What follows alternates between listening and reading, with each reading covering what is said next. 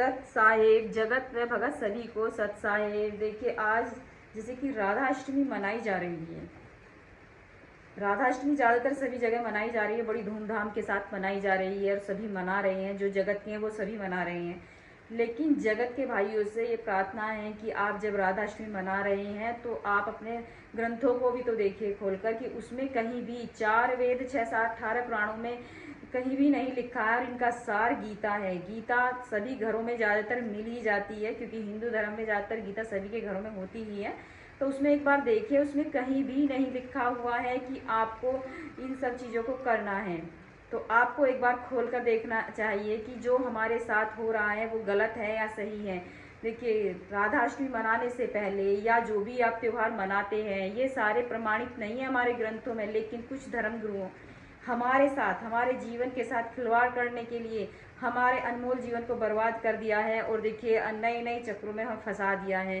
जैसे कि अभी राधाष्टमी मनाई जा रही है, कहीं कृष्णाष्टमी मनाई जाती है। पहले आपने देखा होगा ये सारी चीज़ें नहीं थी, लेकिन अब जैसे जैसे धीरे धीरे नए नए गुरु आ रहे हैं, उन्होंने सारी चीज़ें मनानी स्टार्ट कर दी हैं, नए नए त्यौहार हमारे लिए मनाने के लिए। लेकिन हमारे ग्रंथों में ऐसा है ही नहीं।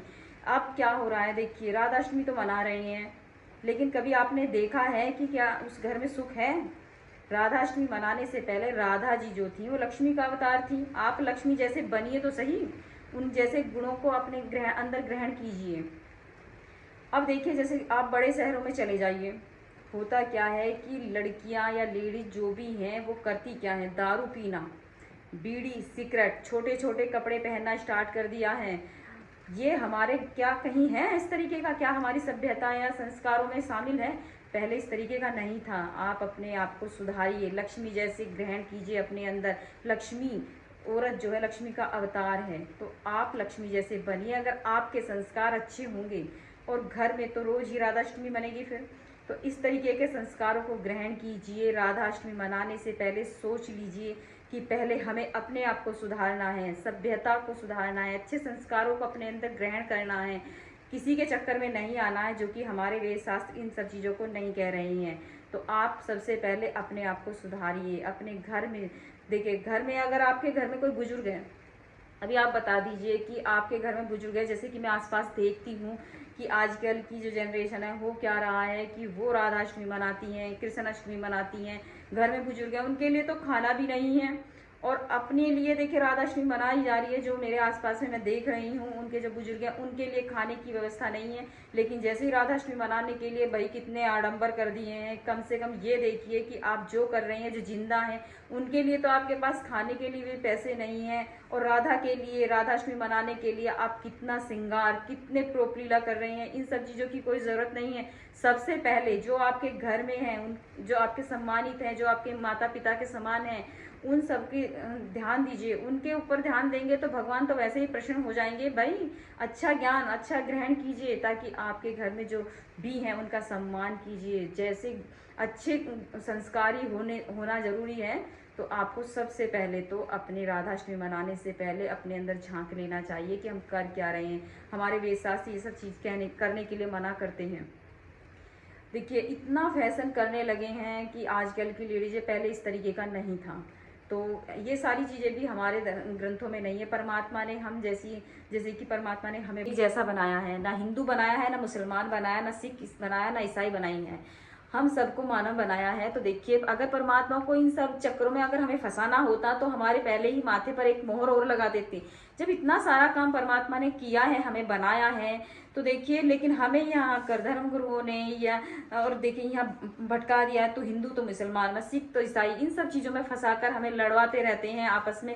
तो ये सारी चीज़ें हमें नहीं करनी है। हम सब बहन भाई हैं, चाहे हिंदू चाहे मुसलमान, सब एक ही हैं। यहाँ सब एक काल जाल में फंसा दिया है हमें लड़वाने के लिए, मरवाने के लिए। हमें तो सिर्फ एक साथ रहना है, प्रेम से रहना है। अगर हम प्रेम से रहेंगे तो हमारे लिए राधाष्टमी है। कभी भी आपको अपने आसपास में ये फर्क नहीं करना है भाई ये छोटी बिरादरी का है, मैं बड़ी बिरादरी का हूँ। नहीं भाई, बिरादरी सिर्फ परमात्मा की है। परमात्मा ने कोई भी फर्क नहीं किया है। तो आप सबको प्रेम से रहना है जहां भी रह रहे हैं। तो ये इन सारी कृतियों से दूर होकर और आप एक इंसान की तरह से एक प्रेम से आप अपने घर, अपने परिवार, अपने पड़ोस में रहिए और अच्छे संस्कारों को ग्रहण कीजिए। जो बुरे हैं, बुरी चीजें हैं, उन्हें छोड़िए, एक अच्छा इंसान बनने की कोशिश कीजिए और लक्ष्मी जैसे गुण अपने अंदर लेकर आइए। तो आप तो जब इस तरीके के गुण आपके अंदर हो जाएंगे तो आपके घर में रोज राधाष्टमी बनेगी। तो इन सब चीजों के चक्कर में हमें नहीं फंसना है भाई।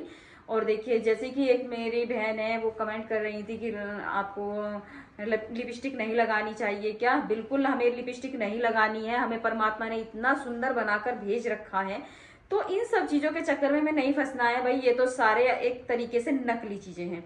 देखिए, लिपस्टिक लगा लेना, बिंदी लगा लेना, जबकि गुरुजी ने, हमारे संत रामपाल जी महाराज जी ने यहाँ के देखते हुए दो चीजों के लिए छूट दे रखी है। जैसे कि आप मांग भर सकते हैं, बिंदी लगा सकते हैं, लेकिन आपको लिपस्टिक नहीं लगानी है, कोई भी आडंबर की कोई भी चीजें नहीं करनी है। तो आप नहीं, आपको सोना पहनना है ना चांदी पहननी है, बिल्कुल एकदम साधारण तरीके से रहना है। आप, भगवान ने इतनी सुंदर बनाकर भेजे हैं, तो फिर इन सब चीजों की जरूरत हमें नहीं पड़नी चाहिए। और देखिए, जिन्होंने भी भक्ति की है, भक्ति मार्ग में सबसे बड़ी बाधा है। तो आप सब इन चीजों को छोड़ना है और हमें सिर्फ और सिर्फ परमात्मा की भक्ति करते हुए अपने मोक्ष का रास्ता तय करना है।